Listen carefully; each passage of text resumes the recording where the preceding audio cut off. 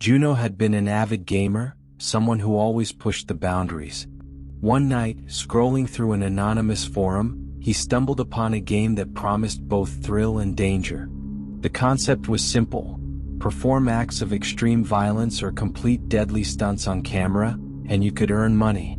To Juno, it felt like just another twisted game for his dark online world. But this time the stakes were real. He posted a video first just for fun. His challenge was cutting himself with a knife to show he could handle the pain. It wasn't the smartest idea, but it was all for the game. And then the message came. Do it again, but this time do it to someone else. It didn't stop there. Soon, Juno was encouraged to take part in even more horrific challenges, forcing someone to drink bleach on camera, setting fire to an old toy. But the sickest part was when the game escalated to murder. Kill him. Film it. It's the final challenge. Juno, under pressure, pulled the trigger. A man he didn't know, someone who'd been a part of the game like him, died on camera. The next day, the video was circulated among hundreds of people on the dark web. The police traced the account back to him, but by then Juno had already fled. His family was terrified. Friends turned on him. He couldn't escape the guilt, the horrors of what he'd done. In the end, Juno was caught and the game was shut down. But by that point, it was too late for him. Too late for all of them. Sujin had heard whispers about the game, but never thought she'd get involved. That is, until her friend Juno started posting strange challenges. At first, she thought he was just playing with dangerous ideas, trying to push limits for fun. But then it became clear. The stakes were real and Juno was addicted to the thrill. One day, Juno sent her a message asking her to join. She was hesitant, but he promised her a big payout, so she agreed, thinking it would be harmless. The first challenge was to break an old phone. Simple enough. But the next was different. Kill the dog and film it, the message read. Sujin froze. She tried to pull back, to refuse, but it was too late. Juno had already filmed himself carrying out the brutal act. She felt trapped, like there was no way out. The more she participated, the more she lost herself. The game kept escalating, forcing her to do things she never imagined possible. The police finally raided the operation and Sujin was arrested. But the worst part wasn't the arrest. It was the realization that, in her desire for money, she'd crossed a line she could never return from. The once vibrant woman she had been was now lost to the game. Her life, like Juno's, was ruined.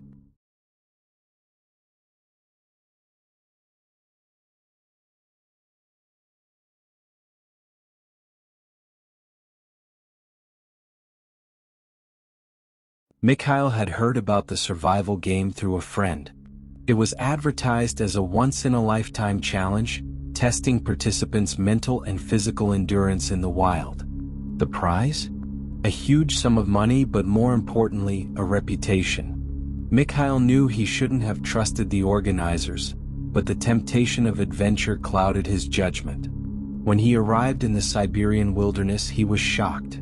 The others were already there, each one looking more prepared than he was. But he shrugged it off, thinking he could handle anything. He was wrong. The first few days weren't terrible. The weather was cold, but they had tents, basic supplies. The real trouble began on the fourth day when the organizers told them the first challenge: cross a frozen river. The current was strong and the ice was thin. Several participants hesitated, but they were forced to cross, knowing that failure meant elimination. Mikhail barely made it across alive. By day 6, food was running out. People were growing desperate. Tensions ran high, and the organizers told them it was time for the final challenge. The rules were unclear.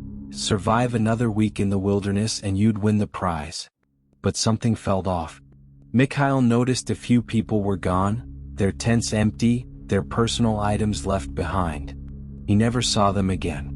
The final day arrived, but Mikhail was too exhausted to even move. One of the remaining contestants tried to escape, but they were caught and dragged back, their screams echoing through the forest. Mikhail lay on the ground, knowing that he too would likely be left to die. The last thing he remembered before passing out was a single text message on his phone. It read, "Congratulations. You have won the survival challenge." But there was no prize, no escape. Only the realization that the game was never meant to be won. The organizers in the end were never caught. No one could prove what had happened to the others. Mikhail survived, but at what cost? He would never forget the faces of those who had been lost to the game, people he had once known. Anastasia was one of the few who hadn't dropped out of the game early on. As the days passed, she saw the toll it took on the participants. Their bodies became thinner, their eyes duller. She noticed Mikhail, who looked like he was holding on by a thread. But even he seemed to have no choice but to continue. When the final challenge began, Anastasia knew it was a lie. There was no money at the end of this, no reward. Just survival, and even that felt hollow. By the time she realized that the organizers had no intention of letting anyone truly win, it was too late. She tried to escape one night, but she was caught and brought back, her body bruised and broken. She couldn't understand why they had done it. Why put people through this? But no answers came. In the end, the only thing that remained was the haunting silence of the wilderness and the cold realization that the game had never been meant for them to win.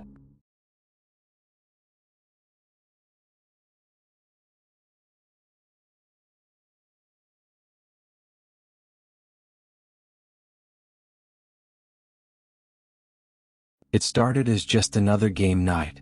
Our little group of 5, Jake, Sarah, Mia, Raj, and me, had been meeting online for years, exploring multiplayer games we stumbled upon. Jake was the one who found this one. "Check it out," he said, sending a link.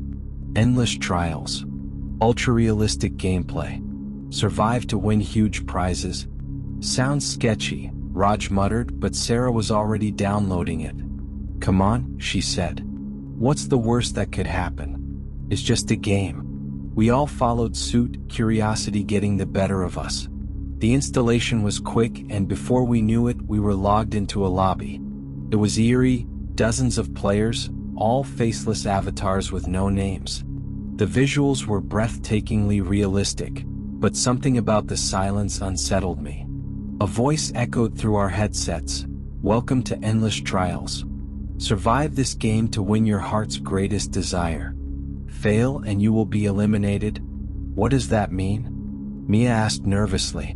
Before anyone could answer, we were teleported to the arena. It was a massive, circular platform suspended in a void. The game was simple. King of the Ring. The rules appeared in glowing text.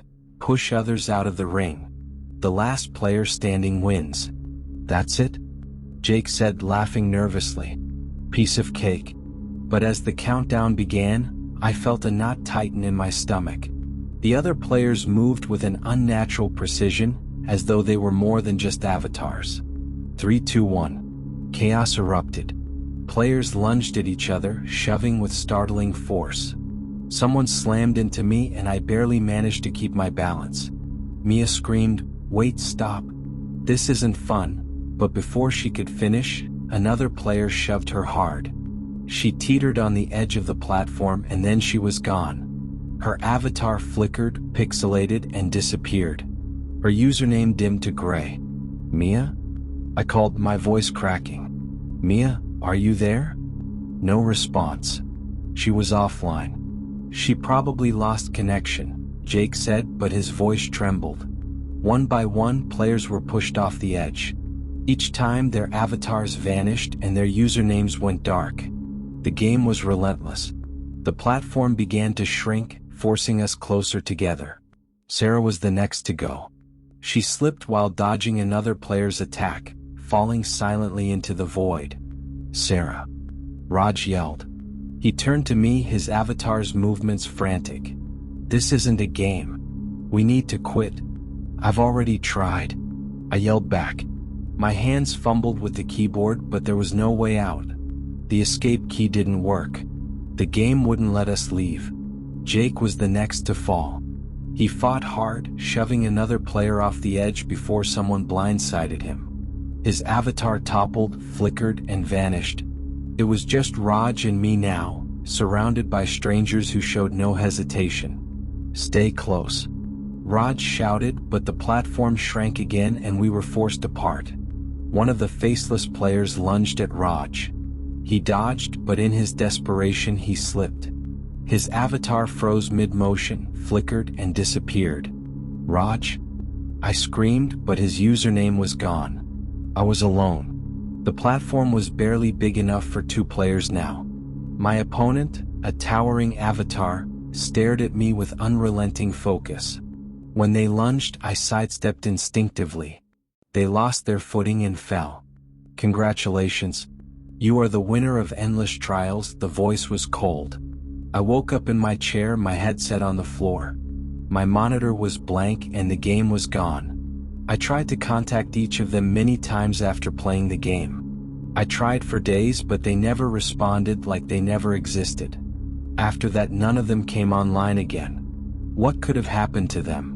Months passed and still there was no contact with my friends. One evening, I was watching TV when I heard the news, a mysterious game which is taking the lives of innocent children. I was frozen when I heard the name of the game. It was the same game we played. We just downloaded a random game. I was still in disbelief. No, it can't be true. What a bullshit, I said to myself. How is that even possible? I was devastated. We played a game where we weren't just playing, we were fighting for our lives? I was the survivor? Later, the government banned that game. But it was too late. I've never imagined in my entire life that a game would take all of my friends from me, or that I unknowingly fought for my life against my own friends. So here's my warning. If you ever find a game promising rewards too good to be true, don't download it. Don't play it. Because once you're in, going offline might mean more than just logging out.